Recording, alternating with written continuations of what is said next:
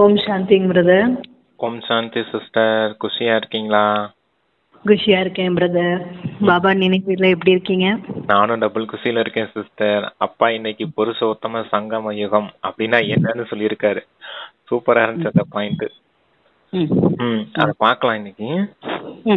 20/9/2024 காலை முரளி.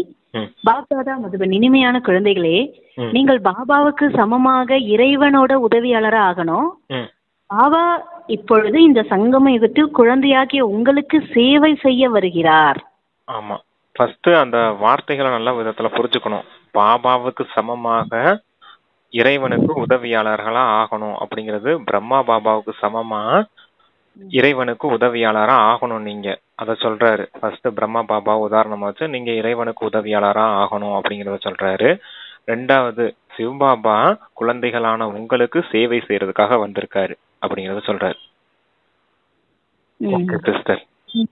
பாபாவுக்கு சமமாகனா பிரம்மா பாபாவுக்கு சமமாகவும்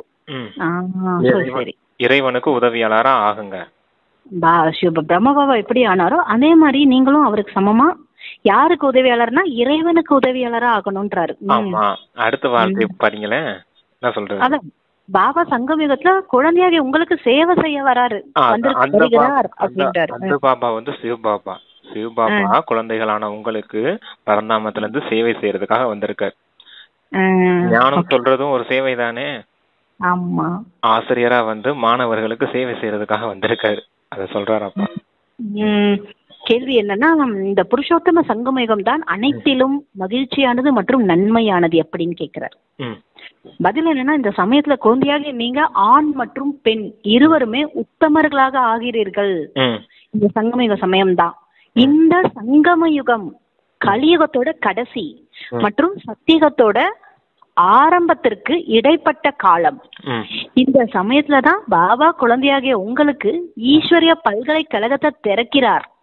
இங்க நீங்கள் மனிதர்ல இருந்து தேவதைகளாக மாறக்கூடிய படிப்பு படிக்கிறீங்க. இப்படிப்பட்ட பல்கலைக்கழகம் கல்பத்தில் வேறு எப்போதும் இருப்பதே கிடையாது. இந்த சமயத்துலதான் அனைவருக்கும் சத்கதி ஏற்படுகிறதுன்றார். ஆமா, ஆண்களும் பெண்களும் இப்பதான் உத்தமர்களா ஆக முடியும். ஏன்னா இதுதான் புருஷோத்தம சங்கமயுகம். முதல்ல உத்தமர்களா ஆகுறீங்க ஆண்களும் பெண்களும் இந்த சமயத்துல. கூடவே இந்த சங்கமயுகம்ன்றது கலியுகத்தின் இறுதி, சத்தியுகத்தின் ஆரம்பம். இதுக்கு இடைப்பட்ட நேரம் தான் இந்த சங்கமயுக நேரம். இந்த நேரத்துலதான் ஈஸ்வரிய பல்கலைக்கழகம் தந்தை வந்து ஆரம்பிக்கிறாரு. இந்த பல்கலைக்கழகத்துல படிக்கக்கூடியவங்க தான் மனிதர்கள்ல இருந்து தேவதை ஆகுறீங்க. இது இந்த மாதிரியான பல்கலைக்கழகம் முழு கல்பத்திலையும் எப்போதும் திறக்கப்படுறதே இல்லை. இந்த சமயத்துலதான் எல்லாருக்குமே சத்கதியும் கிடைக்குது அப்படிங்கறத சொல்றார். அந்த பல்கலைக்கழகத்துல நம்ம படிக்கிறதுனாலதான் மனிதர்கள் இந்த தேவதை ஆகிறோம். எல்லாருக்கும் சத்கதியும் கிடைக்குது. முழு உலகத்துக்குமே நல்ல கதி, முக்தி மற்றும் ஜீவன் முக்தி இருக்கு இல்லையா, அதான் கதி மற்றும் சத்கதின்னு சொல்லுவாங்க. அது கிடைக்குது அப்படிங்கிறத சொல்றாரு. அது இந்த சமயத்துலதான் அனைவருக்குமே, அதாவது இந்த சங்கம யுகத்துலதான் அது நடக்குதுன்றாரு. சத்கதி கிடைக்குது. ஓம் சாந்தி சொல்றாரு. பாபா சொல்றாரு, ஆன்மீக தந்தை வந்து ஆன்மீக குழந்தைக்கு புரிய வைக்கிறாரு. இங்கே அமர்ந்து கொண்டு முதலாவது நீங்கள் செய்ய வேண்டியது பாபாவை நினைவு செய்யுங்கள். ஏன்னா அவர் தூய்மையற்றவர்களை தூய்மையாக்கக்கூடியவர். அவரை நினைவு செய்வதன் மூலம் தூய்மையான சதோ பிரதானமாக ஆவதுதான் உங்களுடைய குறிக்கோள். சதோவரை ஆவது குறிக்கோள் என்பது கிடையாது. சதோ பிரதானமாக ஆக வேண்டும். ஆகையினால் பாபாவை கண்டிப்பா நினைவு செய்ய வேண்டும். பிறகு இனிமையான வீட்டையும் நினைவு செய்யணும். ஏன்னா அதன் மூலம்தான் நம்ம இனிமையான வீட்டுக்கு செல்ல முடியும். நினைவு செய்வதன் மூலம்தான் அங்கே நாம் செல்ல முடியும். பிறகு செல்வம் ஆஸ்தி கூட வேண்டும். அதனால சொர்க்கத்தையும் நினைவு செய்ய வேண்டும். ஏன்னா நினைவின் மூலம்தான் இந்த பலன் கிடைக்கிறது. நாம் பாபாவோட குழந்தையா இருக்கோம் என்பதை குழந்தைகள் இப்போ புரிந்திருக்கீங்க. பாபாவிடம் இருந்து நமக்கு அறிவுரை ஸ்ரீமத்தும் நாம் பெற்றுக்கொண்டிருக்கிறோம். அதுவும் வரிசை கிரமமான முயற்சியின்படி சொர்க்கத்துக்கு செல்வோம் என்பது தெரியும். மற்றபடி மீதம் இருக்கிற அனைத்து ஆத்மாக்களும் சாந்தி தாமத்துக்கு சென்று விடுவார்கள். வீட்டுக்கு கண்டிப்பா செல்ல வேண்டும். இப்போது ராவண ராஜ்யம் என்பது குழந்தைகளுக்கு தெரிந்திருக்கிறது. இதற்கு மாற்றாக சத்தியுகத்திற்கு ராமராஜ்யம் என்று பெயர். 2 கலைகள் குறைந்து விடுகிறது. அவர்களை சூரிய வம்சத்தினர் என்றும் இவர்களை சந்திர வம்சத்தினர்கள் என்றும் சொல்லப்படுது. எப்படி கிறிஸ்துவ ராஜ்யம் ஒன்றுதான் நடக்குது, அதே போல இதுவும் கூட ஒரு ராஜ்யம் தான், ஆனா அதில் சூரிய வம்சம் மற்றும் சந்திர வம்சம் இருப்பார்கள். இந்த விஷயங்கள் எந்த சாஸ்திரத்திலும் கிடையாது. பாபா அமர்ந்து இப்ப புரிய வைக்கிறாரு. இதைத்தான் ஞானம் அல்லது நாலேஜ் என்று சொல்லப்படுது.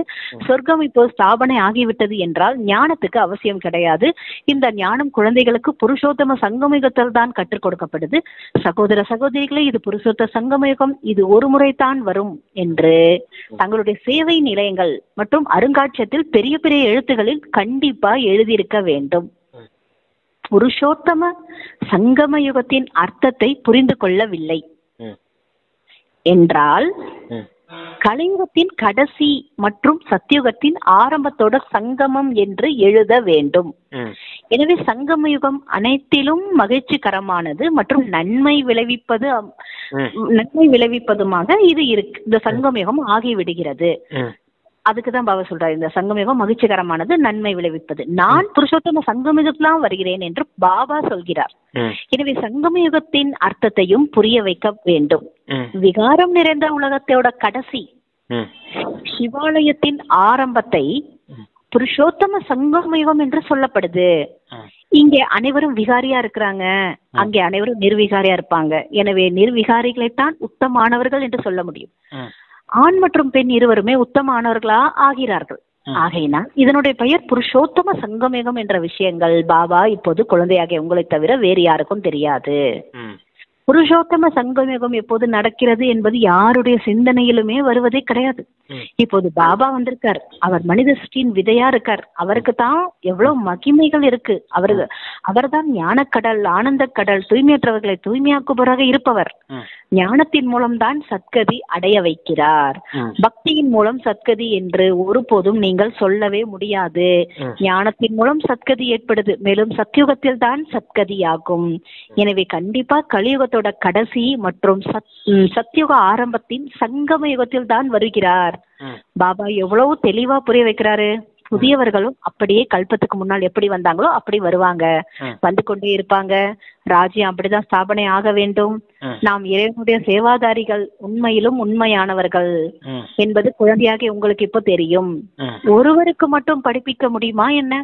இந்த ஒருவர் யாருன்னா பிரம்மா பாபா படிக்கின்றார். பிறகு இவர் மூலம் நீங்கள் படித்து மற்றவர்களுக்கும் படிப்பிக்கிறீர்கள்.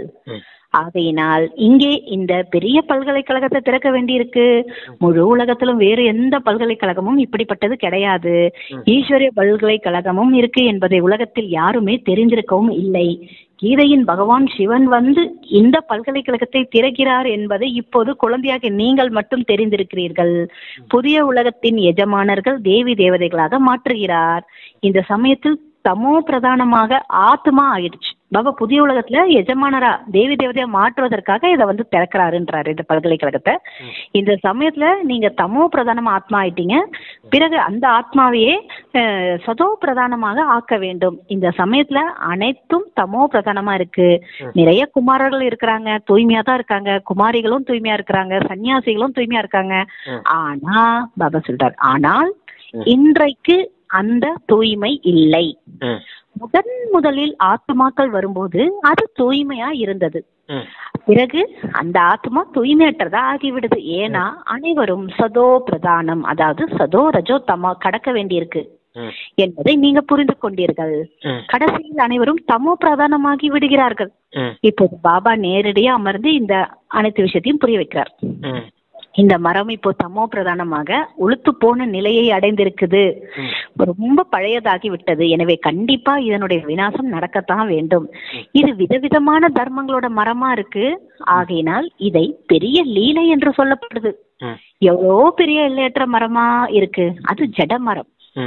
இது வந்து பாபா சொல்றாரு, அது ஜடமரமா இருக்கு.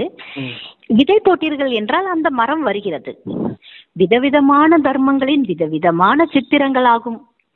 அனைவருமே மனிதர்கள் தான், ஆனா அதில் நிறைய விதங்கள், பிரிவுகள் இருக்குது. ஆகையினால் மிக பெரிய லீலை என்று சொல்லப்படுது. தர்மங்கள் அனைத்தும் எப்படி வரிசை கிரமமாக வருகிறது என்பதை நீங்கள் இப்போ தெரிந்திருக்கிறீர்கள். அனைவரும் செல்ல வேண்டும், பிறகு வர வேண்டும். இந்த நாடகம் உருவாக்கப்பட்டது. இது இயற்கையின் நாடகம். இவ்வளவு சிறிய ஆத்மாவுல மற்றும் பரமாத்மாவுல எவ்வளவு பெரிய நடிப்பு நிறைந்திருக்கு. இதுதான் இயற்கை. பரம் ஆத்மாவை சேர்த்து பரமாத்மா என்று சொல்லப்படுகிறது. நீங்கள் அவரை பாபா என்று சொல்கிறீர்கள். ஏனென்றால் அவர் அனைத்து ஆத்மாக்களுக்கும் பரம தந்தையாவார். ஆத்மா தான் நடிப்பு அனைத்தையும் நடிக்குது. நீங்க தெரிந்திருக்கீங்க. மனிதர்கள் இதை தெரிந்திருக்கவில்லை, நீங்க தெரிஞ்சிருக்கீங்க. அவர்கள் ஆத்மாவில் எதுவுமே ஒட்டாது என்று சொல்லிவிட்டார்கள். உண்மையில் இந்த வார்த்தை தவறு. இதையும் பெரிய பெரிய எழுத்துகளில் எழுதி வைக்க வேண்டும். ஆத்மாவில் எதுவும் ஒட்டாது என்பது கிடையாது. ஆத்மா எப்படி எப்படி நல்ல அல்லது கெட்ட கர்மம் செய்தோ அதுக்கேற்ப பலன் அடையும். கெட்ட சமஸ்காரங்களால் தூய்மையற்றதா ஆகிடுது ஆத்மா. ஆகையினால் தான் தேவதைக்கு முன்னால் சென்று அவர்களை மகிமை பாடுகிறார்கள். இப்போது உங்களுக்கு 84 பிரிவுகளை பற்றி அனைத்தும் தெரிந்து விட்டது. வேறு எந்த மனிதருக்கும் தெரியாது. நீங்கள் அவர்களுக்கு 84 பிறவிகளை நிரூபித்து கூற முடியும் உங்களால் எனும்போது சாஸ்திரங்கள் அனைத்தும் பொய்யா என்று கேட்கிறார்கள். 84 லட்சம் யோனிகளை, அதாவது பிறவிகளை எடுக்கிறது என்று கேள்விப்பட்டிருக்கிறோம் என்று சொல்கிறார்கள். உண்மையில் அனைத்து சாஸ்திரங்களுக்கும் தாய் கீதை என்பதை பாபா இப்பொழுது அமர்ந்து உங்களுக்கு புரிய வைக்கிறார். பாபா இப்போது நமக்கு ராஜயோகத்தை கற்றுத்தருகிறார். இதை 5000 ஆண்டுகளுக்கு முன்பும் கற்றுக் கொடுத்திருந்தேன் என்று சொல்கிறார் பாபா. ஆமா, ஃபர்ஸ்ட் தூய்மையற்ற விஷயங்கள்ல இருந்து ஆரம்பிச்சு மொத்தமா முழு சக்கரத்தையும் சுத்தி முடிக்கிறாரு அப்பா. தூய்மையற்றவர்களை தூய்மையாக்க கூடியவர் இந்த பகவான் தான். யாரு? சிவ பகவான் தான். அவர் தான் உங்களை தமோ பிரதான நிலையிலிருந்து சத்துவ பிரதான நிலைக்கு உயர்த்தணும் அப்படிங்கறத சொல்றாரு. சத்துவ நிலைக்கு மட்டும் உயர்ந்தா போதும் அப்படின்றது இருக்கக்கூடாது. சத்துவ நிலையை தாண்டி சத்துவ பிரதானம் முழுமையான நிலை அப்படின்னு ஒண்ணு இருக்குது. அந்த நிலையும் நீ அடைய வேண்டியது இருக்குது அப்படிங்கறத சொல்றாரு. சொர்க்கத்துல பாருங்க, சூரிய வம்சம் சந்திர வம்சம்னு 2 யுகம் இருக்குது. அங்க அந்த சத்தியுகத்துல இருந்தவங்கள தான் சத்துவ பிரதான நிலையில இருந்தவங்க அப்படின்னு சொல்ல முடியும். திரேதாயுகத்துல இருந்தவங்க வெறும் சாதாரண சத்துவ நிலையில இருந்தவங்க தான். அங்க 16 கலைகள் இருந்துச்சு, இங்க 14 கலைகள் ஆயிடுச்சு இல்லையா? அதனால நம்ம அந்த சத்துவ நிலையை மட்டும் அடைஞ்சிருவோம் அப்படின்னு இருக்கக்கூடாது. சத்துவ பிரதான நிலையை அடையணும். ஏன்னா ஆத்மாக்கள் சத்துவ ரஜோ தமோ நிலையில இறங்கி வந்தே தீரணும் அப்படின்னு தான் சொல்லியிருக்காங்க. அந்த சத்துவத்தை தாண்டிய ஒரு நிலை தான் சத்தியுகத்தின் சத்துவ பிரதான நிலை அப்படின்னு சொல்றாரு அப்பா. இப்ப இந்த சமய நேரத்துல குமாரிகளோ குமாரர்களோ சன்னியாசிகளோ எல்லாம் தூய்மையா தான் இருக்காங்க. இருந்தாலும் நல்ல நிலை சத்துவ பிரதான முழுமையான நிலையை அடையணும்னா தந்தை நினைவுல இருந்துதான் ஆகணும். தந்தை நினைவுல இருக்கும் போதுதான் முழுமையான சத்துவ பிரதான நிலையை உங்களால அடைய முடியும் அப்படிங்கறத சொல்றாரு. இந்த நாடகமே இப்படித்தான் அமைக்கப்பட்டிருக்கு. ஏன்னா அரைக்கல்பம் சொர்க்கமாவும் அரைக்கல்பம் நரகமாவும் இருக்குது. அதுல ஆத்மாக்கள் 4 யுகத்துல 84 பிறவிகள் எடுக்கிறீங்க. அதுல அது சத்தியுகம் திரேதாயுகம் சொல்லியாச்சு. துவாபர யுகத்துல ரஜோ நிலைக்கு இறங்குது. அதுதான் 21 பிறவி துவாபர யுகத்துல எடுக்கிறதாவும், கலியுகத்துல 42 பிறவி தமோ பிரதான நிலையை அடையுது. அதனாலதான் அங்க கலியுகத்துல 42 பிறவி எடுக்கிறதாவும் சொல்றாங்க அந்த 84 பிறவிகளின் சக்கரத்துல. இந்த விஷயமே இப்படித்தான் இருக்குது. தந்தை மறுபடியும் உங்களை தூய்மையாக்க வேண்டியது இருக்குது. 84 பிறவிகளின் சக்கரத்தை இறுதி நேரத்துல இப்ப முடிச்சுட்டீங்க. இப்ப தமோ பிரதான நிலையை அடைஞ்சிட்டீங்க. அப்ப இந்த நிலையில மீண்டும் நான் உங்களை சத்துவ பிரதான நிலைய கொண்டுட்டு போகணும். அதுக்குதான் இந்த சங்கம யுகம்னு ஒரு யுகத்தை தந்தை உருவாக்குறாரு. அந்த சமயம் தான் தந்தை ஈஸ்வரிய பல்கலைக்கழகத்தையும் உருவாக்கி மனிதர்களை எல்லாம் தேவதைகளா மாத்துறதுக்கு முயற்சி செய்யறாரு அப்படிங்கறத சொல்றாரு. அப்பா செஞ்சுட்டாரு போன கல்பத்திலேயே. அது மறுபடியும் ரிப்பீட் ஆகிட்டே இருக்குது. நீங்க தான் போன கல்பத்திலயும் மனிதர்ல இருந்து தேவதையா மாறினீங்க. இப்ப நீங்க தான் மறுபடியும் தந்தை கிட்ட இந்த பாடத்தை படிக்க வந்திருக்கீங்க. அது ஞாபகம் இருக்குதா அப்படின்னு கேட்டாரு. அப்ப நாம தான் ஒவ்வொரு கல்பத்திலயும் மனிதர்ல இருந்து தேவதையா மாறுறோம். யார் இப்படி மனிதர்ல இருந்து தேவதையா மாறுறாங்களோ அவங்களுக்கு தான் அந்த சத்தியோகமும் திரேதாயுகத்திலையும் வாழக்கூடிய சொர்க்க பாக்கியம் கிடைக்கும். மற்ற ஆத்மாக்கள் எங்க போயிடுவாங்க? முக்தி தாமத்துக்கு போயிடுவாங்க. முக்தி தாமத்துல இருந்து அவங்க துவாபர யுகம் எப்ப அந்த நரகம் ஸ்டார்ட் ஆகுதோ அந்த சமயம் தான் வர முடியும். ஏன்னா அவங்க மனிதன்ல இருந்து தேவதை ஆகல இல்லையா? சாதாரண மனித நிலையிலே இருந்தாங்க. அதனாலதான் துவாபர யுகத்துல இருந்து வராங்க. நம்ம மனிதன்ல இருந்து தேவதையாகவும் படிப்பை படிச்சு தேவதைகளாவே மாறிடுறோம். முழு சத்துவ பிரதான நிலையை அடையிறோம். அதனாலதான் சொர்க்க பாக்கியம் நமக்கு கிடைக்குது அப்படிங்கறத சொல்றாருப்பா. அதான் முழு சக்கரம். நீங்க ஒண்ணு சொன்னீங்களா, ரஜோல வந்துருவோம் நம்மன்ட்டு. தேவதைகள் தான் ரஜோல வராங்க துவாபரத்துல. ஆமா, சத்தியவத்துல துவாபரத்துல. நாம தான் ரஜோ நிலையில வாரோம் இறங்குறோம். அந்த ரஜோ நிலையில இருக்கக்கூடிய கெப்பாசிட்டியில இருக்க ஆத்மா பரந்தாமத்துல இருந்து அப்பதான் இறங்கி வருது. ஓ சரி சரி. நமக்கு அந்த சத்துவ பிரதான நிலை 2 நிலையும் கிடைக்குது பாக்கியமா. ஏன்னா நம்ம ஆத்மால ஏற்கனவே அந்த பதிவுகள் இருக்குது. அதனாலதான் தந்தை ஞானத்தை கேட்கறதுக்கு சங்கம யுகத்துல சேர்ந்துட்டு அப்பா கிட்ட. மற்ற அந்த துவாபர யுகத்துல இருந்து வராங்க இல்லையா, தர்ம பிதாக்களா இருக்கட்டும், மற்ற ஆத்மாக்களா இருக்கட்டும், அந்த தர்மத்தை ஆத்மாக்களா இருக்கட்டும், ஹிந்து தர்மத்தை ஆத்மாக்களாவே இருக்கட்டும், அவங்களுக்குள்ள அந்த அந்த சத்துவ நிலையோ சத்துவ பிரதான நிலையோ அவங்களுக்குள்ள கிடையாது. அந்த ஆத்மாவுக்குள்ள அந்த தன்மை கிடையாது. இருந்தாலும் கொஞ்சம் லோ குவாலிட்டில இருக்கும். ஒரு பிறவிக்கு கொஞ்சம் அந்த தன்மைக்கு ஏத்த மாதிரி, அந்த ரஜோ தன்மைக்கு ஏத்த மாதிரி ஒரு குவாலிட்டி தான் இருக்கும் அந்த ஆத்மாக்குள்ள. ஆனா அவங்க வரும்போது ஃப்ரெஷ்ஷா தானே பிரதர் வராங்க, சதோல தானே வராங்க, மேலேந்து வரும்போது ஃப்ரெஷ்ஷா வராங்க இல்லையா? வரும்போது வந்து கொஞ்ச நாளுக்குள்ளேயே சத்துவ பிரதான நிலையிலிருந்து சாதாரண சத்துவத்துக்கு வந்துருவாங்க. எப்படின்னா, இப்ப குழந்தை இப்ப பிறக்குது, அது ஒரு 3 வருஷத்துக்குள்ள 3 வயசு வரைக்குமே தாய் தந்தையோட கண்ட்ரோல்ல தானே இருக்கும். அந்த 3 வருஷத்துக்குள்ள அதோட சத்துவ பிரதான நிலையை முடிச்சிடும். புரிஞ்சுதா உங்களுக்கு? அப்புறமேல பாருங்க, அடுத்து ஒரு 10 வருஷத்துக்குள்ள அதோட சாதாரண சத்துவ நிலையை முடிச்சிடும். அப்படி வச்சுக்கோங்களேன். அப்புறம் ஒரு 13 வயசுக்குள்ள எல்லாமே முடிஞ்சு போச்சு இல்லையா? அதுவும் சத்துவ பிரதான நிலை சத்துவ நிலை தானே. அப்புறமேல 13 வயசுக்கு மேல சாதாரண சத்துவத்துக்கு தான் அந்த துவாபர யோக தன்மையே இருக்குது. அப்ப அந்த 13 வயசுல இருந்து சாதாரண சத்துவத்துக்கு வந்தது மாதிரி ஆயிடுச்சு இல்லையா? ஆனா நமக்கு பாருங்க 1250 வருஷம் முழுமையாவே சத்துவ பிரதான நிலையில இருந்திருக்கும். ஆனா இவங்களுக்கு பாருங்க வெறும் 3 வருஷம் அப்படிதான், 3 வருஷம் 5 வருஷம் 10 வருஷம் அவ்வளவுதான் சத்துவ பிரதான நிலை. அப்ப நமக்கும் அவங்களுக்கு எவ்வளவு வித்தியாசம் பாருங்க. 1250 வருஷம் சத்துவ பிரதான நிலை இருந்தது எங்க, 1250 வருஷம் சத்துவ நிலையில இருந்தது எங்க, இவங்களுக்கு 10 வருஷம் இருந்தது எங்க. புரிஞ்சுதான் உங்களுக்கு? அதுதான், அவங்க வரும்போது சத்துவ பிரதான நிலையில வந்தாலும் கொஞ்சம் குவாலிட்டில தான் அவங்களுக்கு அந்த தன்மை இருக்கும். கொஞ்ச காலத்திலே அவங்களுக்கு அந்த சத்துவமும் சத்துவ பிரதான நிலையும் முடிஞ்சு போயிடும். ஏன்னா அப்பா கிட்ட வரல, போன கல்பத்துல அவங்க படிக்கிறதுக்கு, மனிதர்கள் இருந்து தேவதை ஆகிறதுக்கு எந்த முயற்சியும் செய்யல. அதனாலதான் அவங்களுக்கு அந்த மாதிரி குறைவான தன்மையோட இருக்காங்க அப்படிங்கறத சொல்றாரு. இதுதான் ஆத்மாக்களின் தன்மையா இருக்குது. இதையும் நல்ல விதத்துல நீங்க புரிஞ்சுக்கோங்க. அழியாத ஆத்மால அழியாத பாகம் எல்லாருக்குமே பதிவா இருக்குது. அந்த பாகத்தை நடிக்கிறதுக்கு எல்லாருமே இந்த நாடகத்துல வந்தே தீரணும். ஏன்னா இது அழிவற்ற நாடகமா இருக்குது அப்படின்னு சொல்றாரு. பரமாத்மாக்குள்ளயும் இந்த ஞானம் இருக்கு, நான் சொல்ல வரேன், உங்களுக்கு சொல்றேன். உங்களுக்குள்ளயும் டிராமால பார்ட் இருக்கு, நீங்க நடிக்கிறீங்க. ஆமா, தந்தைக்குமே நாடகத்துல பார்ட் இருக்குது. என்ன பார்ட் இருக்குது? பிரம்மா பாபா உடலுக்குள்ள வந்து பிரவேசமாகி ஞானத்தை சொல்லக்கூடிய பார்ட் இருக்குது. 100 வருஷம் சங்கம் யுகத்துக்கு வந்து இந்த முழு உலகத்தையும் மறுபடியும் சொர்க்கமா மாத்த வேண்டிய விஷயம் இருக்குது. குழந்தைகளான உங்களுக்கு ஞானத்தை கொடுத்து உங்களையும் தேவதையாக்க வேண்டியது இருக்குது. இந்த காரியம்லாம் அப்பாவுடைய அந்த ஆத்மால பதிவா இருக்குது. அதனால அவரும் வந்து இந்த பாகத்தை நடிக்கிறேன் அப்படிங்கறத சொல்றாரு. நான் பாபா சொல்றேன், நான் தூய்மையா தான் இருந்தோம், தூய்மையான இல்லற தர்மம் தான் இருந்தது என்பதை இப்போ நீங்க தெரிந்திருக்கீங்க. இப்போது இதே தர்மம், இதை தர்மம் என்று சொல்ல முடியாது, அதர்மிகளாக ஆகிவிட்டார்கள். பாபா சொல்றாரு, எல்லாரும் இந்த ஆகிட்டீங்க, அதாவது விகாரமுடையவரா ஆகிட்டீங்க.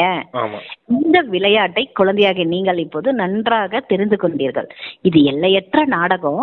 இது ஒவ்வொரு 5000 ஆண்டுக்கு பிறகு திரும்ப நடந்து கொண்டுதான் இருக்கும். லட்சக்கணக்கான ஆண்டுகள் விஷயம் எல்லாம் இருந்தா யாராலையும் புரிந்து கொள்ளவே முடியாது. இது நேற்றைய விஷயத்தை போல இருந்தது. நீங்க இப்போ எங்க இருக்கீங்க? நேற்றைய விஷயம் அப்படி நடந்து முடிஞ்சிச்சுன்றாரு. இப்போ நீங்க சிவாலயத்தில் இருந்தீர்கள், அதாவது நீங்க சிவாலயத்துல இருந்தீங்க, இன்று விகார உலகத்துல இருக்கீங்க, பிறகு நாளைக்கு திரும்ப சிவாலயத்துல இருப்பீங்க. சத்தியுகத்தை தான் சிவாலயம்னு சொல்லப்படுது, திரேதாவை பாதி சொர்க்கம் என்று சொல்லப்படுது.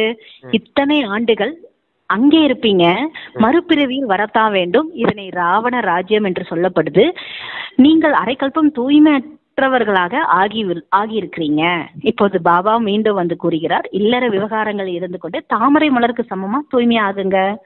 குமார் மற்றும் குமாரிகள் தூய்மையாக தான் இருக்கிறாங்க. இவர்களுக்கு பாபா கூறுகிறார், இல்லற மார்க்கத்துக்கு செல்ல வேண்டாம், ஏன்னா மீண்டும் தூய்மையாவதற்கு முயற்சி செய்ய வேண்டி இருக்கும் என்று பாபா புரிய வைக்கிறாரு. பகவானுடைய மகா வாக்கியம் தூய்மையாக ஆகுங்கள் என்பது மட்டும்தான். எனவே எல்லையற்ற தந்தை சொல்வதை ஏற்றுக்கொள்ள வேண்டும். நீங்க குடும்ப விவகாரங்களில் இருந்து கொண்டு தாமரை மலருக்கு சமமா தூய்மையா இருக்க முடியும். பாபா 21 பிறவிக்கு தூய்மையற்றவர்களாக ஆவதில் இருந்து காப்பாற்ற வந்திருக்கும் போது குழந்தைகளை தூய்மையற்றவர்களாக ஆவதற்கான பழக்கத்தை ஏன் ஏற்படுத்துகிறீர்கள்? இதில் குல வழக்கங்கள் மரியாதைகளை விட வேண்டியிருக்கும். இது எல்லையற்ற விஷயம். இது என்னன்னா, குமாரர் குமாரிகள் இருக்காங்க, அவங்க தூய்மையா தான் இருக்காங்க. அவங்களையே திருமணம் செய்து வச்சு தூய்மையற்றவர்களா மாத்துறீங்க. தந்தை தூய்மையான உலகத்தை ஸ்தாபனை செய்ய வந்திருக்கும் போது நீங்க ஏன் அவங்கள போய் தூய்மையற்றவர்களா மாத்த முயற்சி செய்றீங்க? இதுல இந்த குல வழக்கம் மரியாதையெல்லாம் கொண்டுட்டு வந்துட்டு இருக்காதீங்க. அதெல்லாம் தேகத்தின் தர்மமா இருக்குது. இப்ப முழு நாடகமும் முடிஞ்சாச்சு, முழு உலகம் விநாசமாக போகுது. இந்த நேரம் தூய்மையற்றவர்களா மாறி என்ன காரியம் செய்ய போறீங்க? அதனால குமார குமாரிகள் இல்லற மார்க்கத்துக்கு செல்லாதீங்க, திருமணம் செஞ்சுக்கிறாதீங்க அப்படிங்கறத சொல்றாரு. சரி, திருமணம் செய்துகிட்டவங்க அப்பா வர்றதுக்கு முன்னாடி திருமணம் செய்துட்டு குழந்தைங்க எல்லாம் இருக்குது, அவங்க என்ன செய்யறது? இல்லறத்துல இருந்தாலும் தாமரை மலருக்கு சமமா விலகி இருங்க. தாமரை மலர் எப்படி சேத்துல இருந்தாலும் விடுபட்டு அந்த தண்ணில இருந்து விடுபட்டு கூட தனிப்பட்ட முறையில எப்படி அந்த விடுபட்டு அந்த தாமரை பூ அழகா பூத்து இருக்குது இல்லையா, அது போல இந்த கலியுக வாழ்க்கையில வாழ்ந்துகிட்டே இருந்தாலும் தூய்மையானவர்களா அந்த தாமரை மலர் போல நீங்க தூய்மையானவர்களா இருங்க அப்படிங்கறது சொல்றாரு. பூஜைக்கு தகுந்த பூலே முதல் பூ எந்த பூன்னு சொல்லுவாங்க, அது அந்த தாமரை பூ தான் சொல்லுவாங்க. ஏன் தாமரைக்கு அவ்வளவு மகத்துவம் இருக்குது? ஏன்னா எந்த அழுக்குலையுமே ஒட்டாம இருக்குது. அதான் தூய்மையற்ற நிலையிலே ஒட்டாம இருக்குது. அதனாலதான் இறைவனுக்கு உகந்த பூ அப்படின்னு சொல்றாங்க தாமரை பூவை. அது போல நீங்களும் இருங்க அப்படின்றத சொல்றாரு. சேத்துலதான் இருக்குது, இருந்தாலும் தூய்மையாவே இருக்குது பாத்தீங்களே, அது விடுபட்டு அத சொல்றாரு. அப்ப பாருங்க, கலியுகம்ன்றது விகாரத்தின் உலகமா இருக்குது, தூய்மையற்ற விகாரத்தின் உலகமா இருக்குது. சத்தியுகம்ன்றது நிர்விகாரம், விகாரம்னா என்னன்னே தெரியாத உலகம் அப்படின்னு இருக்குது. அதனாலதான் கலியுகத்துல வாழ்ந்தவங்கள விகாரின்னு சொல்றாங்க, சத்தியுகத்துல இருக்கவங்கள நிர்விகாரி அப்படின்னு சொல்றாங்க. நமக்கு அந்த பேர் கூட எப்படி வச்சிருக்காங்க, சம்பூர்ண நிர்விகாரியே போற்றி அப்படின்னா அந்த தேவதைகளுக்கு புகழ் பாடுறாங்க, கோயில்ல மகிமை செய்யறாங்க. அவங்களுக்கு அந்த மாதிரி மகிமை செய்யறாங்கன்னா நீங்க எப்பவே அந்த மாதிரியான சம்ஸ்காரத்தை உருவாக்கணும் இல்லையா அப்படிங்கறத சொல்றாரு அப்பா. சரி, நீங்க வாசிங்க சிஸ்டர் அந்த குல மரியாதை. 21 பிரிவுக்கு தூய்மை அற்றவர்களாக ஆவதில் இருந்து காப்பாற்ற வந்திருக்கும் போது குழந்தைகளை தூய்மை அற்றவர்களாக ஆவதற்கான பழக்கத்தை ஏன் ஏற்படுத்துறீங்கன்னு கேக்குறாரு. நான் 21 பிறவிக்கு கொடுக்குறேன், நீங்க தூய்மை திரும்ப எதுக்கு தூய்மை இல்லாம போவாதீங்கன்றார் பாபா. அந்த பழக்கத்தை ஏற்படுத்தாதீங்க. இது குல வழக்கங்கள் மரியாதைகளை கூட விட வேண்டி இருக்கும். அது எல்லையற்ற விஷயம். குமாரர்கள் அனைத்து தர்மங்களிலும் நிறைய பேர் இருக்கிறார்கள். ஆனா பாதுகாப்பாக இருப்பது கொஞ்சம் கஷ்டமா இருக்கு. ஏன்னா ராவண ராஜ்யத்துல இருக்கிறீங்க சொல்லிட்டாரு. அடுத்து என்ன சொல்றாருன்னா, வெளிநாடுகளில் கூட நிறைய மனிதர்கள் திருமணம் செய்வதே கிடையாது. அதன் பிறகு கடைசியில துணை வேண்டும் பார்ப்பதற்கு கூட பாத்துக்கிறதுக்காக, அதுக்காக துணை வேண்டும் என்பதற்காக செய்து கொள்கிறார்கள், திருமணம் செய்து கொள்கிறார்கள். குற்றப்பார்வையோடு செய்வது இல்லை. இப்படி கூட உலகத்தில் நிறைய பேர் இருக்கிறாங்க, முழுமையாக பராமரிக்கிறாங்க. பிறகு அவங்க இறக்கும் போது ஏதாவது கொஞ்சம் அவங்களுக்கு சொத்தெல்லாம் கொடுத்துட்டு போறாங்க, பாத்துக்கிட்டதுக்காக கொடுத்துட்டு செல்றாங்க. கொஞ்சம் தர்மத்துக்கு கொடுக்கறாங்க, கொஞ்சம் இவங்களுக்கு கொடுக்கறாங்க. ஒரு ஸ்தாபனத்தை உருவாக்கி விட்டு செல்கிறார்கள். வெளிநாடுகளில் கூட பெரிய பெரிய ட்ரஸ்டுகள் இருக்கு. அவை இங்கேயும் கூட உதவி புரிகிறது. வெளிநாடுகளுக்கும் உதவக்கூடிய ட்ரஸ்ட் எதுவும் இங்கே இருக்காது. இது என்ன பிரதர், வெளிநாடுகளுக்கும் உதவக்கூடிய ட்ரஸ்டி எதுவும் இங்க இல்லன்றாருல, நம்ம ஏழை நாடு அத சொல்றாரு. அங்க என்ஜிஓஸ் எல்லாம் நிறைய இருக்கும் சிஸ்டர், நான் கவர்மெண்ட் ஆர்கனைசேஷன் அப்படின்னு இந்த கிறிஸ்டியன்ஸ்லாம் இருக்காங்க இல்லையா, ட்ரஸ்ட் வச்சு நடத்துறாங்க இல்லையா, அது போல சொல்றாரு அப்பா. ட்ரஸ்ட் எல்லாம் இங்கே அவ்வளவா பெருசா இல்ல இல்லையா அப்படின்னு. அங்க வெளிநாட்டுல இருக்கவங்க என்ன செய்யறாங்க அப்படின்னா, திருமணமே செய்துக்கிறது இல்ல. ஒரு 50-60 வயசுக்கு மேல சரி துணைக்கு பாத்துக்கிறதுக்கு ஒரு ஆள் வேணும் இல்லையா, உடம்பு சரியில்லாம போகும், உடல் ஒத்துழைப்பு இல்லாம போகும், சமைச்சு தரதுக்கோ வீட்டு வேலைகள் செய்யறதுக்கோ எல்லாம் சொத்து காசுல நிறைய வச்சிருப்பாங்க. இருந்தாலும் துணையை பார்த்துக்கிறதுக்கு ஒரு ஆள் வேணும்ன்றதுக்காக திருமணம் செய்துக்கிறாங்க அப்படிங்கறத சொல்றாரு. ஆனா அவங்கள பாருங்க, விகாரத்தின் எந்த உணர்வுமே அவங்களுக்கு இருக்கிறது இல்ல, குற்ற பார்வையோ எந்த ஒரு விஷயமும் இருக்கிறது இல்ல. இருந்தாலும் பாத்துக்கிறதுக்கு ஒரு ஆள் வேணும் அப்படிங்கிறதுக்காக திருமணம் செய்துக்கிறாங்க அப்படிங்கறத சொல்றாரு அப்பா. அவங்க ரொம்ப ஏழையா இருப்பாங்க, அவங்ககிட்ட வசதி வாய்ப்பு இல்லாம இருக்கலாம். அப்ப இந்த பொண்ணு கல்யாணம் திருமணம் செய்துக்கிறவங்களுக்கும் சரி நமக்கு ஒரு சேஃப் இருக்கும், ஒரு சேஃப்டி இருக்கும்ன்றதுக்காக அவங்களும் திருமணம் செய்துக்கிறாங்க இல்லையா, அது போல சொல்றாரு அப்பா. அப்ப அவங்க எப்படி அந்த விகாரத்தின் பார்வை இல்லாம விகாரத்தின் சிந்தனை இல்லாம விடுபட்டவங்களா இருக்காங்க, இல்லற மார்க்கத்துல இருந்தாலும் தூய்மையற்றவர்களா மாறாம விடுபட்டு அன்பானவர்களா இருக்காங்க, விடுபட்டு அன்பானவர்களா இருக்காங்க. அது போல நீங்களும் இங்க இல்லற வாழ்க்கையில சேர்ந்து இருந்தாலுமே ஆனா தூய்மையற்றவங்களா ஆயிடாதீங்க, காம விகாரத்துல ஈடுபடாதீங்க அப்படிங்கறத சொல்றாரு. அந்த விகாரத்தை விடுறதுக்காக அப்பா யுக்தி சொல்லிக்கிட்டு இருக்காரு. அதுக்கு தான் தாமரை பழ உதாரணமா சொன்னாரு, இந்த ஃபாரினர்ஸ் உதாரணமா சொல்றாரு.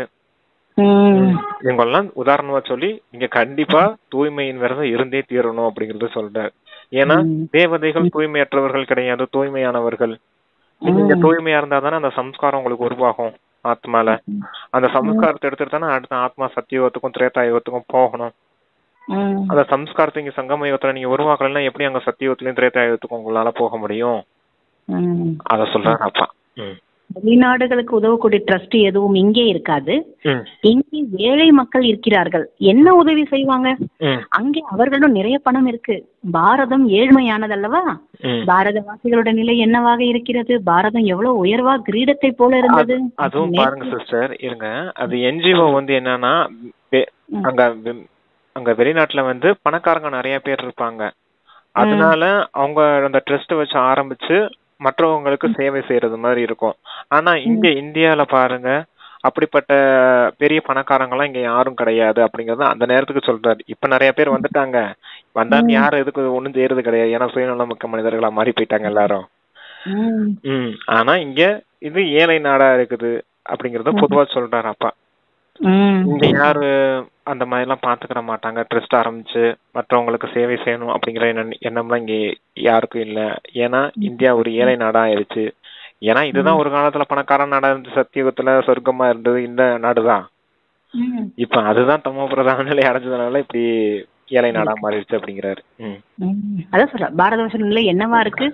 பாரதம் எவ்வளவு உயர்வானதாக கிரீடத்தை போல இருந்தது. அது நேற்றைய விஷயம். அவர்களை கூட சொல்றாங்க 3000 ஆண்டுக்கு முன்னா சொர்க்கமா இருந்தது. அவங்க சொல்றாங்க, கிறிஸ்துவர்கள் சொல்றாங்க, பைபிள் அத சொல்றாரு. பாபா தான் இதை யார் மாத்துறதுன்னு கேக்குறாரு. பாபா தானே மாற்றுகிறார். தூய்மையற்றவர்களை தூய்மையாக்குவதற்கு பாபா எப்படி மேல இருந்து வருகிறார் என்பதை நீங்கள் தெரிந்திருக்கிறீர்கள். அவர் ஞானக்கடலா இருக்காரு, தூய்மையற்றவர்களை தூய்மையாக்குபவர், அனைவருக்கும் சத்கதியை வழங்கும் வள்ளலா, அதாவது அனைவரையும் தூய்மையாக்குபவர் ஆவார். அனைவரும் என்னுடைய மகிமை பாடுகிறார்கள் என்பதை நீங்கள் புரிந்திருக்கிறீங்க. நான் இங்கே உங்களை தூய்மையாக்க தூய்மையற்ற உலகத்தில் தான் வருகிறேன். நீங்கள் தூய்மையாகி விடுகிறீர்கள் எனும்போது முதலில் தூய்மையான உலகத்தில் வருகிறீர்கள், நிறைய சுகத்தையும் அடைகிறீர்கள். பிறகு ராவண ராஜ்யத்துல விடுகிறீர்கள். பரமாத்மா ஞான கடல், அமைதி கடல், தூய்மையற்றவர்களை தூய்மையாக்குபவர் என்று என்னவோ பாடுகிறார்கள். ஆனா எப்போது தூய்மையாக்க வருவார் என்பதை யாரும் தெரிந்திருக்க இல்லை. நீங்கள் என்னை மகிமை பாடுகிறீர்கள் அல்லவா என்று பாபா கேட்கிறார். இப்போது நான் உங்களுக்கு என்னுடைய அறிமுகத்தை அளித்துக் கொண்டிருக்கேன். நான் ஒவ்வொரு 5-6 ஆண்டுக்கு பிறகும் இந்த புருஷோத்தம சங்கமயுகத்தில் வருகிறேன். எப்படி வருகிறேன் என்பதை புரிய வைக்கிறேன். சித்திரம் கூட இருக்கு. பிரம்மா ஒன்றும் சூட்சம வதனத்தில் இருப்பது இல்லை. பிரம்மா இங்க இருக்கிறார் மற்றும் பிராமணர்களும் இங்கதான் இருக்கிறாங்க. இவரைத்தான் கொள்ளு தாத்தா என்று சொல்லப்படுது. இதனுடைய மரம் பிறகு உருவாகுது. மனித சிருஷ்டியின் மரம் பிரஜாபிதா பிரம்மாவில் இருந்துதான் ஆரம்பிக்கிறது. பிரஜாபிதா இருக்கிறார் என்றால் கண்டிப்பா அவருடைய பிரஜைகளும் இருப்பார்கள். சரீரத்தின் வழி வந்தவர்களா இருக்க முடியாது, கண்டிப்பா தத்தெடுக்கப்பட்டவர்களா இருப்பாங்க. எள்ளு தாத்தா கொள்ளு தாத்தா என்றால் கண்டிப்பா தத்தெடுத்திருப்பார். நீங்கள் அனைவரும் தத்தெடுக்கப்பட்ட குழந்தைகள். இப்போது நீங்கள் பிராமணராக இருக்கீங்க, பிறகு நீங்கள் தேவதையாக வேண்டும். சூத்திரனில் இருந்து பிராமணன், பிறகு பிராமணன் இருந்து தேவதை. இது குட்டிக்கரண விளையாட்டு. விராட ரூப சித்திரம் கூட இருக்கிறது. அங்கிருந்து அதாவது விராட ரூபம் சித்திரம் கூட இருக்குது, சாஸ்திரத்தெல்லாம் காமிச்சிருக்காங்க. பாபா சொல்றாரு, அங்கிருந்து அனைவரும் இங்கே கண்டிப்பா வர வேண்டும். அனைவரும் வந்து விடும் போது பிறகு படைப்பவரும் வருகிறார். அவர் படைப்பவர், இயக்குனர், நடிக்கவும் செய்கிறார். ஹே ஆத்மா, நீங்க என்னை தெரிந்துள்ளீர்கள். ஹே ஆத்மாக்களே, நீங்கள் என்னை தெரிந்துள்ளீர்கள் என்று பாபா கூறுகிறார். ஆத்மாக்களாக நீங்கள் அனைவரும் என்னுடைய குழந்தைகள் அல்லவா? நீங்கள் முதலில் சத்தியுகத்தில் சரீரதாரியாக ஆகி எவ்வளவு நல்ல சுகத்தின் நடிப்பை நடித்தீர்கள். பிறகு 84 பிறவிக்கு பிறகு நீங்க எவ்வளவு துக்கத்துல விட்டீர்கள். நாடகத்தின் படைப்பாளி, இயக்குனர், தயாரிப்பாளர் இருக்கின்றார் அப்படின்றார் பாபா சொல்றாரு. இருக்கின்றார்கள், அது பாபா தான். நாடகத்தோட படைப்பாளி, இயக்குனர், தயாரிப்பாளர் இருக்கின்றார்கள். ஆமா, கிரியேட்டர், டைரக்டர் எல்லாமே அவர்தான். சொல்லுவாங்க இல்லையா, கதை, திரைக்கதை, வசனம், டைரக்ஷன் எல்லாமே இவர்தான் அப்படின்னு. அந்த போல எல்லாமே சிவபாபா தான் அப்படிங்கிறாரு. ஆனா பாபா இங்கேயும் சொல்றாரு, தயாரிப்பாளர்கள் இருக்கின்றார்கள் அல்லவானா, இப்போ சினிமால இருக்கிறவங்களையும் சொல்றாரு. ஆனா இங்க வந்து பாபா தான் எல்லாமே. ஆமா, அந்த டிராமாக்கு ஸ்கிரிப்ட் எழுதுனது எல்லாமே இவர்தான். டிராமால ஸ்கிரிப்ட் இவங்க இந்த பார்ட்ஸ் நடிக்கணும் அப்படிங்கறது ஸ்கிரிப்ட் எல்லாம் வச்சிருக்காங்க இல்லையா, அவங்க சொல்றாங்க இல்லையா, இதுதான் பேசணும், இப்படிதான் நீங்க பேசணும் சொல்லி கொடுப்பாங்க அந்த மாதிரி. ஆமா, அந்த மாதிரிதான். அந்த மாதிரிலாம் அப்ப சொல்லி கொடுக்கறது இல்ல, ஏன்னா ஆத்மாக்கள். ஆமா, அது ஸ்தூல டிராமா. இது இது இயற்கை டிராமா. ஏன்னா ஒவ்வொரு ஆத்மாக்களையும் தனித்தனி பாகம் பதிவாக இருக்குது. அந்த பாகத்தை யாரும் பரமாத்மால உருவாக்குறது இல்ல. அந்த விஷயத்த நல்ல விதத்துல புரிஞ்சுக்கணும். அவர் தான் உட்காந்து இவங்களுக்கு இந்த மாதிரி போகட்டும், உங்களுக்கு இந்த மாதிரி குறைந்த பதவி அடையட்டும், இந்த மாதிரி உயர்ந்த பதவி அடையட்டும் எல்லாம் சொல்றது கிடையாது. அந்தந்த ஆத்மாக்கு என்னென்ன தன்மைகளை சங்கமயுகத்துல சேமிச்சாங்களோ அதுபடியே தான் அவங்க பதவி அடைய முடியும். அதத்தான் சொல்லுவாரு, உங்களுடைய முயற்சியால நீங்க உயர்ந்த பதவி அடையுங்க, அப்பா வந்து வழிகாட்ட மட்டும் தான் செய்வேன் அப்படின்னு சொல்றாரு இல்லையா. அந்த விஷயத்த நல்ல விதத்துல புரிஞ்சு அதை கொண்டு வந்து இங்க ஜாயின் பண்ணி நம்ம இப்படி சொல்லி நினைச்சிட்டு இருக்க கூடாது. எந்த விஷயத்த எங்க எப்படி சொல்றாரோ அதை அப்படியே புரிஞ்சுக்கிடணும். அது வந்து அப்படிப்பட்ட சினிமா. அது வந்து ஸ்தூலத்துல மனிதர்கள் எடுக்கிறாங்க. இது வந்து பரமாத்மா வந்து உங்க முயற்சியாலேயே நடக்குதுன்றாரு. இது கொஞ்சம் புரியுற மாதிரி ஆழமா இருக்கு. சொல்லுங்க பிரதர் கொஞ்சம் இத. எது சிஸ்டர்? சொல்லிட்டேன் சிஸ்டர். அதான் இப்போ அவங்கவுங்களுக்குள்ள நடிப்பு வந்து உருவாக்கப்பட்ட இயற்கையா இருந்தாலும் முயற்சி நம்ம தான் செய்யணும். ஆமா, அதான் முயற்சி நம்ம தான் செய்யணும். அப்பா கொடுத்த ஸ்ரீமத் அடிப்படையில யார் 5 விகாரங்களை ஜெயிக்கிறாங்களோ, எண்ணத்தாலையும் வார்த்தையாலையும் செயலாலையும், முதல்ல செயலால ஜெயிக்கணும். எந்த விகாரத்தின் தொந்தரவும் செயல் மூலமா வெளிப்படக்கூடாது, அதை நிறுத்தணும் ஃபர்ஸ்ட். அப்புறம் வார்த்தையால இந்த பேசுறது, கோவப்படுறது, திட்டுறது அடுத்தவங்கள, அந்த மாதிரி கோபத்தின் விகாரம், அகங்காரத்தின் விகாரமோ உங்க உடல்ல எந்த ஒரு இடத்துலயும் வரக்கூடாது. குறிப்பா காம விகாரம், அப்படி 5 விகாரம் இருக்கு இல்லையா, காமம், கோபம், பற்று, பேராசை, அகங்காரத்துக்கு. இதனால வசப்பட்டு தான் மொத்தமாவே பாவ கர்மம் செய்துதான் இப்படி கீழான நிலை, தமப்பிரதான நிலை, தூய்மையற்ற நிலைக்கு வந்துட்டோம். இப்ப மறுபடியும் அப்பா கொடுக்குற ஸ்ரீமத்தெல்லாம் எதுக்கு கொடுக்குறாரு பாக்குறீங்களா? கண்களுக்கு கொடுப்பாரு, காதுக்கு கொடுப்பாரு, வாய்க்கு கொடுப்பாரு. அது எப்படி சொல்லுவாரு, உங்க கண்கள்ல நாங்க ஆன்மீக நட்சத்திரத்தை பார்க்க விரும்புறோம்னு சொல்லுவாரு. அதாவது கண்கள் எப்படி இருக்கணும், உங்க பார்வை ஆத்மாவை பார்க்கணும், சகோதர சகோதரன்ற உள் உணர்வு இருக்கணும் அப்படின்னு சொல்லுவாரு. பார்வைக்கு கொடுக்குறாரு, உள்ளுணர்வுக்கு கொடுக்குறாரு. உங்களுடைய வார்த்தைகள் இனிமையான வார்த்தைகளா இருக்கணும். அப்ப வாய்க்கு ஸ்ரீமத்து கொடுக்குறாரு. உங்களுடைய காதுகள் எப்பவும் ஞானத்தின் விஷயங்களை கேட்கக்கூடியதாகவும் ஞானத்தை சிந்தனை செய்யக்கூடியதாகவும் இருக்கணும் அப்படிங்கறத சொல்லுவார்.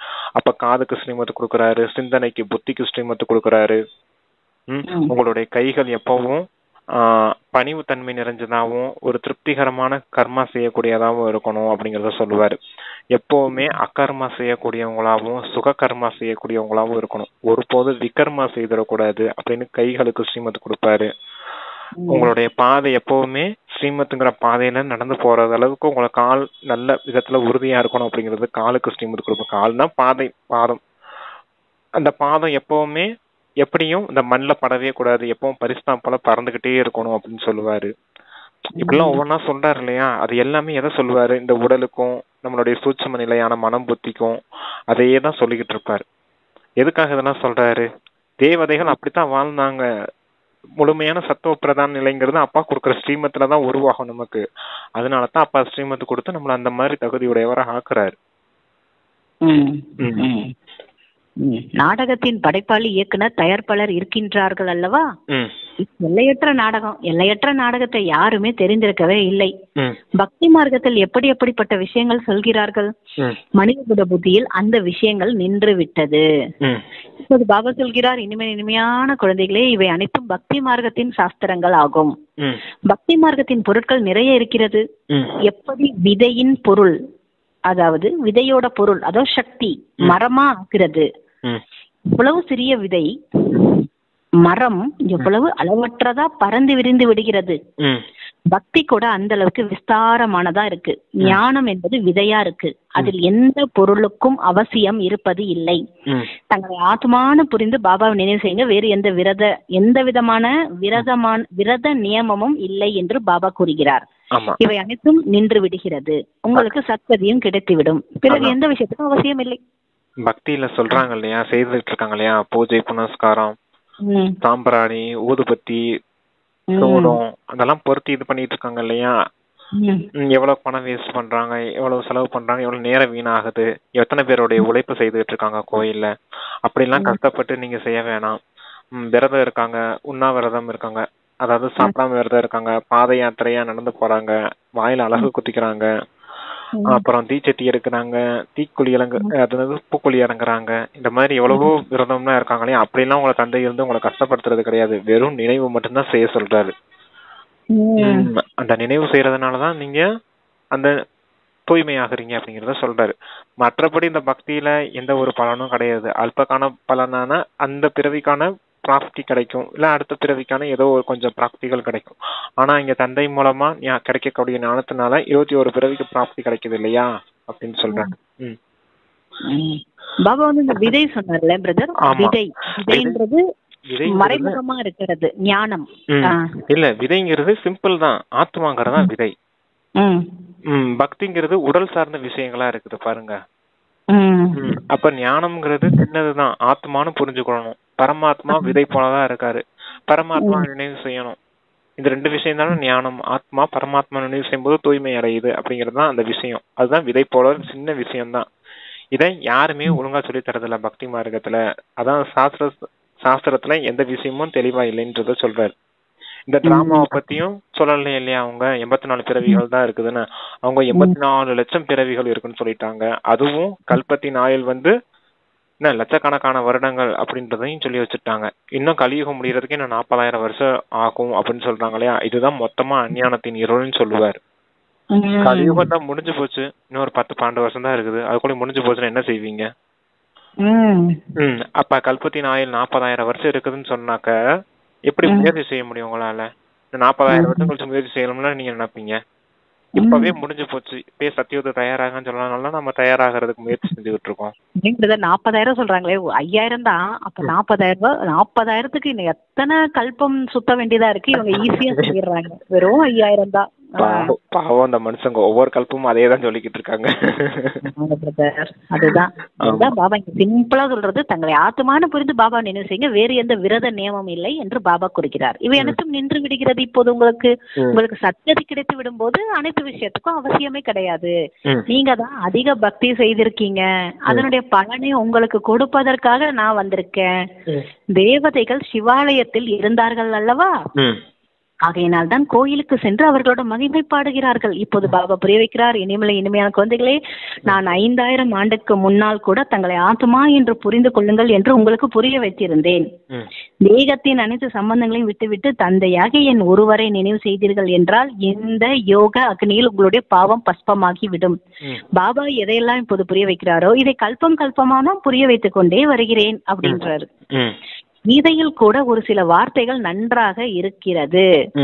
மன்மனா பவா என்றால் என்னை நினைவு செய்யுங்க என்பது. நான் இங்கே வந்துள்ளேன் என்று சிவபாபா கூறுகிறார். யாருடைய உடலில் வருகிறேன் என்பதையும் கூறுகிறேன். பிரம்மாவின் மூலம் அனைத்து வேத சாஸ்திரங்களின் சாரத்தையும் உங்களுக்கு கூறுகிறேன். சித்திரத்தை கூட காட்டுகிறார்கள், ஆனா அர்த்தத்தை புரிந்து கொள்வதே இல்லை. சிவபாபா பிரம்மாவோட உடலின் மூலம் அனைத்து வேதங்கள் போன்றவற்றின் சாரத்தை எப்படி சொல்கிறார் என்பது இப்போது நீங்கள் புரிந்து கொள்கிறீர்கள். 84 பிறவிகளின் நாடகத்தின் ரகசியத்தை கூட உங்களுக்கு நான் புரிய வைக்கிறேன். இவருடைய நிறைய பிறவியோட கடைசியில தான் நான் வருகிறேன். இவர்தான் முதல் இளவரசனாக ஆகிறார், பிறகு 84 பிறவிகளையும் வருகிறார். நல்லது சொல்லி முடிக்கிறாரு. ஆமா, அனைத்து வேத சாஸ்திரங்களின் சாரமே இதுதான். என்னது? நீங்க ஆத்மாங்கிறதா முதல் சாரம். பரமாத்மா தந்தை தான் உங்க எல்லாருக்குமே தந்தை, ஆத்மாக்களின் தந்தை. ஆத்மாக்கள் தான் 84 பிறவிகள் சக்கரத்துல சுத்தி வாரீங்க. அதுலதான் ஆத்மா சத்துவ பிரதான நிலையும் பார்ட்டும் பண்ணுது, சத்துவ நிலையின் பார்ட்டும் பண்ணுது, ரஜோ நிலையில இறங்கி அடுத்து தமோ நிலை இறங்கி தமோ பிரதான நிலையில வரும்போதுதான் மறுபடியும் தந்தை வந்து உங்களுக்கு ஜென்மம் கொடுத்து சங்கம் யுகத்தை கொண்டு வந்து மறுபடியும் உங்களை சத்துவ பிரதான நிலைக்கு ஏற்றார். இதுதான் மொத்தமும் சாரமே. இது மொத்தமுமே 5,000 வருஷம் தான். இதைத்தான் டிராமான்னு சொல்றோம். 3 விஷயம்தான் இருக்குது, ஆத்மா பரமாத்மா டிராமா அப்படிங்கிற இந்த விஷயம்தான். இதுதான் எல்லா சாஸ்திரங்களின் சாரம். ஆமா, இந்த சாரத்தை சொல்லி கொடுக்கறதுக்கு எங்கேயும் இந்த 2500 வருஷமா பக்தி மார்க்கத்துல யாருமே நல்ல விதத்துல சொல்லி தரவே இல்லை. அதனாலதான் தந்தையே வந்து இந்த ஞானத்தை சொல்ல வேண்டியது இருக்குது. இவ்வளவுதான் பிரதர், சிம்பிளா முடிச்சாச்சு. வாணி, இவ்வளவுதான் ஆத்மா, பரமாத்மா, டிராமா இது நடந்துகிட்டே இருக்கும், நிக்காது. அவ்வளவுதான். இத சொல்றதுக்கு யாரு கேக்குறதுக்கு யாரும் கிடையாது. இத புரிஞ்சுக்கோங்கன்னு சொன்னா அதை புரிஞ்சுக்காம, இல்ல நாங்க படிச்சதுதான் சரி, எங்களுடைய சாஸ்திரம் தான் உயர்ந்தது, எங்களுடைய வேத நூல் தான் உயர்ந்ததுன்னு சொல்லிக்கிட்டு இருக்காங்க. அது உயர்ந்ததுதான் இல்லைன்னு யாரும் சொல்லலையே. அதுல முக்கியமான சாரம் என்ன நீங்க சொல்லுங்க பாக்கலாம் அப்படின்னா, அவங்க கண்டதெல்லாம் சொல்லிக்கிட்டு இருப்பாங்க. அது அப்படி இருந்துச்சு, இது இப்படி இருந்துச்சுன்னு. ஆனா சாரம் இவ்வளவுதான், இந்த விஷயம் தான். இதை நல்ல விதத்துல புரிஞ்சுக்கோங்க, சரியா? உங்களுக்கு கொடுக்கப்பட்ட ஒரே வேலை என்னன்னா, மன்மனா பவ அப்படிங்கிற அந்த நிலையில இருங்க. மன்மனா பவ அப்படிங்கிற அந்த நிலையில இருக்கும் போதான் ஆத்மா தூய்மையாகும். ஏன்னா இப்ப நீங்க தூய்மையற்றவங்களா இருக்கீங்க. நீங்க தூய்மை ஆனாதான் சாந்தி தாமம் போக முடியும், அடுத்து சுகதாமம் போக முடியும். அப்புறம் தான் டிராமா அடுத்து சுத்தி வரும். டிராமா நிக்காது. நீங்க முயற்சி செய்யாம இருந்தாலுமே டிராமா அடுத்து கலியுகம் சத்தியுகமா மாறியே தீரணும். நீங்க முயற்சி செய்யாம இருந்தாலும் கண்டிப்பா நீங்க சாந்தி தாமம் போயே தீரணும். நீங்க எல்லாம் நினைவு செஞ்சு தூய்மை ஆயிட்டீங்கன்னா உயர்ந்த பதவி கிடைக்கும். இல்லாட்டினா தண்டனை அடைஞ்சு தாழ்ந்த பதவி போக வேண்டியது இருக்கும். எப்படி வசதி உங்களுக்கு? இதெல்லாம் பின்னாடி நடக்க போகுது. நடக்க போறதுக்கு முன்னாடியே தந்தை எச்சரிக்கை கொடுத்து நம்ம முயற்சி செய்ய வச்சுட்டு இருக்காரு. அவ்வளவுதான் விஷயம். அவ்வளவுதான். முயற்சி செஞ்சாலும் செய்யலனாலும் நாடகம் முடிய போகுது. ஆமா, அது எப்படி இருந்தாலும் அடிவதை வாங்குறதுக்கு முயற்சி செஞ்சு போங்க சொல்றாரு. ஈஸியா தான் சொல்றாரு. வாவா, முயற்சி செய்யணும். அதான் ஒரே வேலைதான் உங்களுக்கு கொடுக்கப்பட்ட வேலையே, ஒரே ஒரு வேலைதான். ஆத்மான்னு பரமாத்மா நினைவு செய்யணும். அந்த ஒரு வார்த்தையை சொல்றதுதான் இவ்வளவு விஷயத்தையும் புரிய வைக்க வேண்டியதா இருக்குது. ஏன்னா ஏன் நம்ம நினைவு செய்யணும்? எதுக்காக இப்படி சொல்றாரப்பா? அது ஏன் இப்படி நடக்குது? இது ஏன் இப்படி நடக்குது? இது ஏன் அப்படி வந்துச்சு? இப்படி இல்லாம வரும், இப்படி இல்லாம நடக்கும்னு 1008 கேள்வி வரும் இல்லையா நமக்கு? அதுக்குதான் அப்பா இவ்வளவு வானிலை இவ்வளவு விஷயத்தையும் சொல்லி கடைசியில சாரம் இவ்வளவுதான் அப்படிங்கறது சொல்ல வராரு. ஏன்னா புத்தியில நம்ம நினைவு செய்யும் போதுதான் 1008 குழப்பம் வருது. மாயா டிஸ்டர்ப் பண்ணிட்டே இருக்கும் இல்லையா? நீ எதுக்கு நினைவு செஞ்சிட்டு இருக்க? பேசாம படுத்து தூங்க நிம்மதியா. எதுக்கு 4 மணிக்கு எழுந்து உடம்ப வருத்திக்கிட்டு அப்பா ரெண்டு எதையும் பண்ணிட்டு அப்படின்னு சொல்லும் போது நமக்கு ஆட்டோமேட்டிக்கா தூக்கம் வந்துடும் இல்லையா? சரி, எதுக்கு உட்காந்து நினைவு செஞ்சுட்டு பேசாம தூங்க போகணும்னு தூங்கிடுவோம். அப்ப என்ன வருது? அப்பதான் ஞானத்தை பயன்படுத்தணும். அடுத்து சத்தியகம் வரப்போகுது. இப்ப நான் தூய்மை ஆகலைன்னா அப்புறம் அடிபதை வாங்க வேண்டியது இருக்கும். தர்மராஜ் புரியல அப்படி ஞாபகம் இருக்கும்போது உட்காந்து யோகா பண்ணுவோம் இல்லையா? அப்ப ஞானம் வேணும் இல்லையா? ஞானம் இருந்தாதான் நல்ல பயிற்சி செய்ய முடியும். இல்ல மாயை நம்மள நல்ல மனசுக்குள்ள ஏதாவது ஒண்ணு பேசி நம்மள தூங்க வச்சிடும். அதான் அப்படி இருக்கிறதுனாலதான் அந்த 40,000 வருஷம் என்ன கலியுகம் முடியறதுக்கு இருக்குது. அப்ப நம்ம முயற்சி செஞ்சுக்கலாம். இப்ப எல்லாரும் படுத்து தூங்கிட்டு இருக்காங்க. அதான் அஞ்ஞான இருள்ல நல்லா தூங்கிக்கிட்டு இருக்கான்னு சொல்லுவாரு. கும்பகர்ண உறக்கத்துல தூங்கிக்கிட்டு இருக்கான்னு சொல்லுவாரு இல்லையா? அது எல்லாமே நல்ல ஞானத்தை புரிஞ்சீங்கன்னா என்ஜாய்மெண்டா இருக்கும் முரளி படிக்கிறதுக்கு. டிராமா முடிய போகுது அவ்வளவுதான் அப்படின்னு. ஓகேங்க பிரதர். தாரணைக்கான முக்கிய சாரம் என்ன சொல்றாருன்னா, இந்த ராவண ராஜ்யத்தில் இருந்து கொண்டு தூய்மையற்ற உலகாய குல மரியாதைகளை விட்டுவிட்டு எல்லையற்ற தந்தையின் விஷயங்களை ஏற்றுக்கொள்ள வேண்டும். இல்லற விவகாரங்களில் இருந்தாலும் தாமரை மலருக்கு சமமா இருக்கணும். அதுதான் ஃபர்ஸ்ட் பாயிண்ட். பாருங்களேன், ராவண ராஜ்யத்துல இருக்கிறீங்க, தூய்மையற்ற இந்த குல மரியாதை குல வழக்கங்களை விட்டுற சொல்றாரு. அதான் சொன்னோம் இல்லையா, முதல்ல நம்ம பாயிண்ட் பார்த்துட்டோம். ஆமா ஆமா, தந்தையோட விஷயங்களை ஏற்றுக்கொள்ள சொல்றாரு. தந்தை என்ன சொல்றாரு? ஆத்மா பரமாத்மா நினைவு செய்யணும். இல்லற வாழ்க்கையில இருந்தாலும் தூய்மையா இருங்க, தாமரை மலரை போல. தாமரை மலர். ஆமா. அப்புறம் ரெண்டாவது பாயிண்ட், இந்த விதவிதமான பெரிய லீலையை நன்றாக புரிந்து கொள்ள வேண்டும். இதில் நடிப்பையும் நடிக்கக்கூடிய ஆத்மாவில் எதுவும் ஒட்டாது என்பது அல்ல, நல்ல கெட்ட கர்மம் செய்கிறது மற்றும் அதனுடைய பலனையும் அடைகிறது ஆத்மாதான். இந்த ரகசியத்தை புரிந்து கொண்டு உயர்ந்த கர்மங்களை செய்ய வேண்டும். அதான் சுகர்மான்னு சொன்னோம் இல்லையா? உயர்ந்த கர்மா, அக்கர்மா செய்யுங்க இல்ல சுகர்மா செய்யுங்க அப்படின்னு சொல்றாரு. ஏன்னா ஆத்மால பாவ புண்ணியம் ஒட்டாதுன்னு சன்னியாசிகள் சொல்லி வச்சிருக்காங்க. ஆனா அப்பா சொல்றாரு கண்டிப்பா ஆத்மாலதான் பாவ புண்ணிய கர்மம் ஒட்டுது அப்படின்னு. நீங்க புண்ணிய கர்மம் செய்தீங்கன்னா புண்ணிய பலன் உண்டாகும், பாவ கர்மம் செய்தா பாவ பலன் உண்டாகும். இப்ப நம்ம அனுபவிக்கிற எல்லா தண்டனைக்கும் காரணம் என்ன? நம்ம செய்த பாவங்கள் தான். 5 விகாரத்துக்கு உட்பட்டு நம்ம செய்த பாவ கர்மங்கள் தான். அது எப்படி நம்ம செய்திருப்போம்னு சொல்ல முடியும்னா, நாம தான் தமோ பிரதான் நிலையில இவ்வளவு கஷ்டப்பட்டு இருக்கோம் இல்லையா? அப்பதான் தமோ பிரதான் நிலையை அடைஞ்சிட்டீங்கன்னு சொல்றாரு இல்லையா? அப்ப என்ன அர்த்தம்? 5 விகாரங்களுக்கு உட்பட்டு மொத்தமா கீழானவர்களா மாறிட்டோம்னு தான் அர்த்தம். புரிஞ்சுக்கணும். ஆமா, இந்த ரகசியம் உங்களுக்கு தான் புரியும்ன்றாரு. ஆமா, அதான் உயர்ந்த கர்மம் செய்யுங்கன்றாரு, அவ்வளவுதான் ஆமா. சொல்றாரு. உயர்ந்த கர்மம் எப்படி செய்யறது?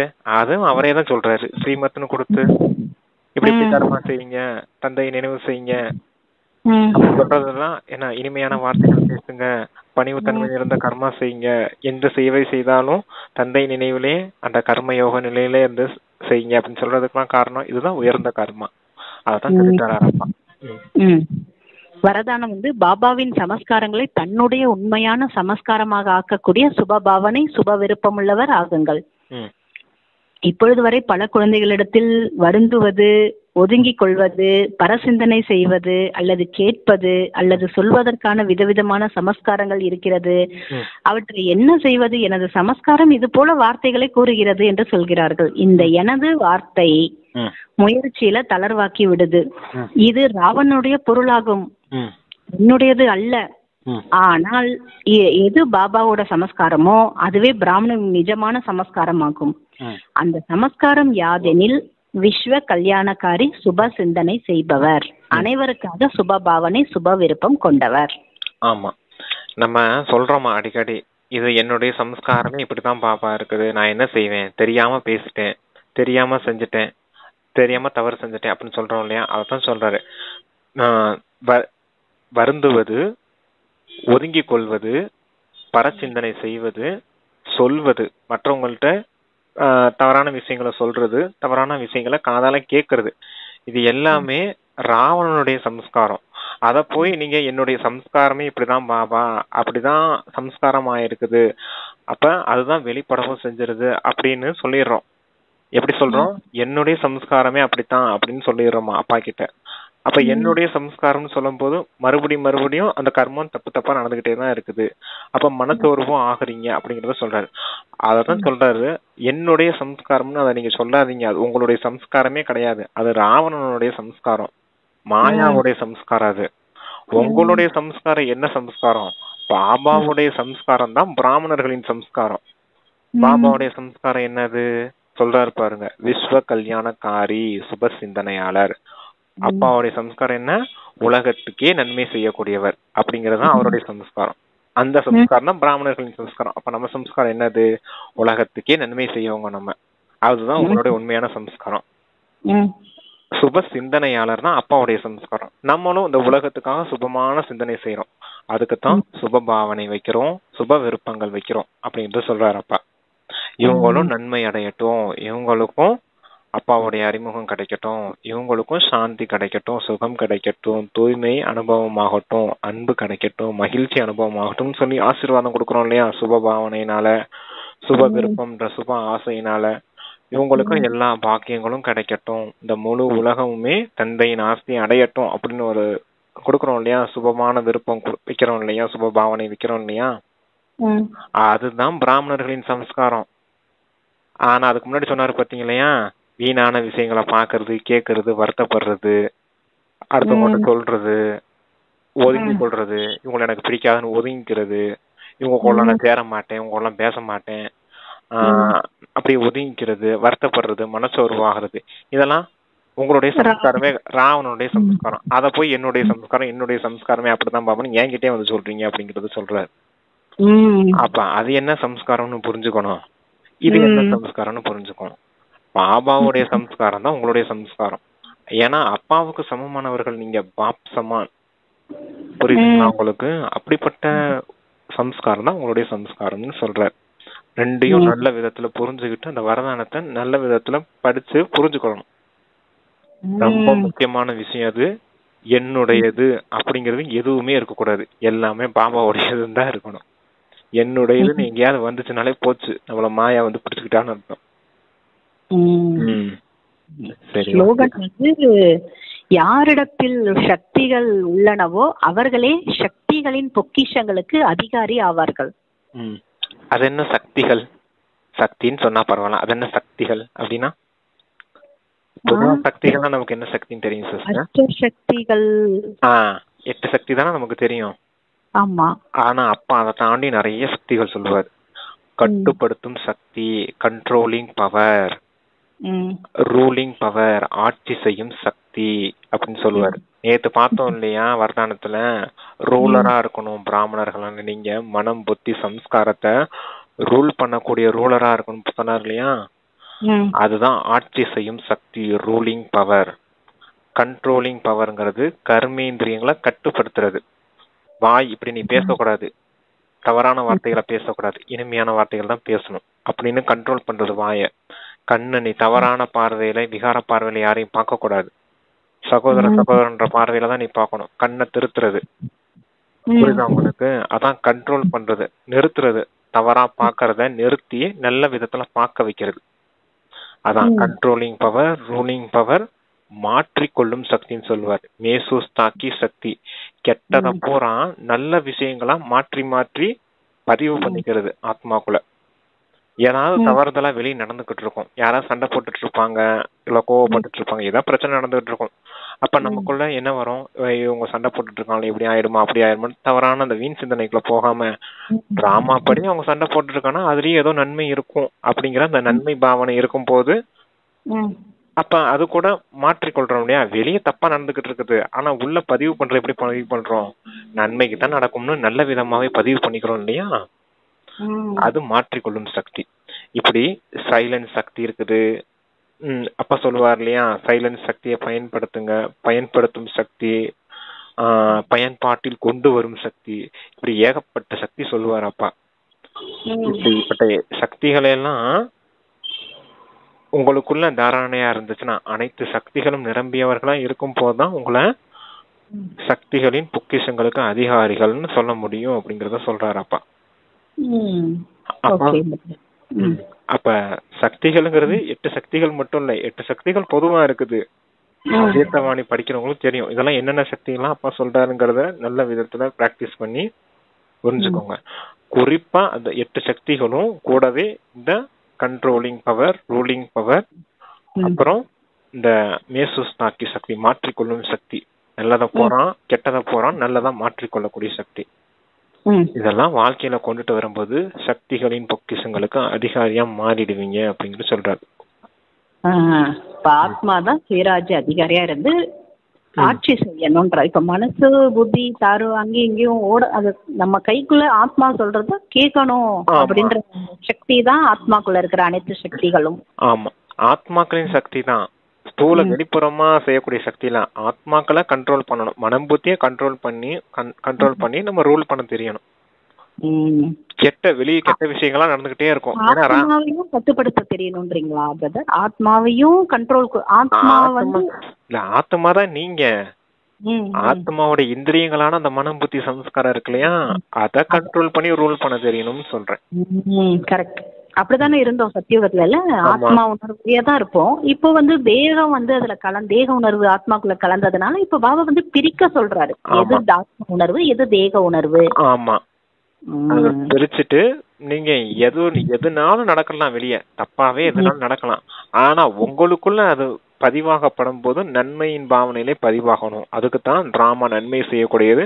அவங்க வெளியே சண்டை போட்டுட்டு இருக்காங்களா, டிராமா அப்படி அவங்க கணக்கு வழக்கம் முடிச்சுக்கிறாங்க, இதுலயும் ஏதோ நன்மை இருக்கும் அப்படின்னு நீங்க நல்ல விதத்துல உள்ள பதிவு பண்றது ஆத்மாக்குள்ள மனசுக்குள்ள. அப்ப அதுல இருந்து வெளிப்படுற எண்ணம் எப்படி வெளிப்படும், நல்ல விதமாவே என்ன வெளிப்படும்.